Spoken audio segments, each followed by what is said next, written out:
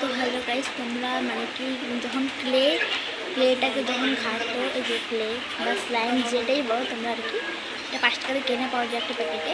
তো এটা যখন শুকিয়ে যায় তখন আমরা এটা কীভাবে নরম বানাবো, এরকম নরম বানাবো আজকে সেটা আমি তোমাদের সাথে শেয়ার করবো।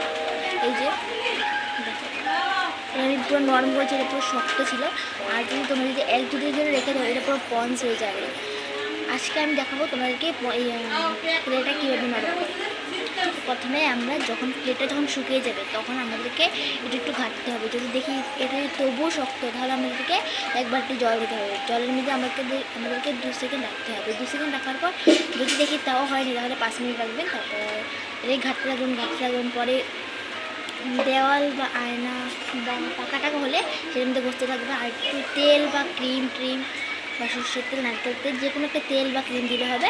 তা পাউডার দিলে হবে না।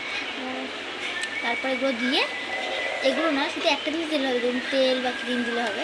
তারপরে এগুলোকে দিয়ে তেল বা ক্রিম দিয়ে আমাদের সুন্দর করে এটা এরকম করতে হবে। তারপরে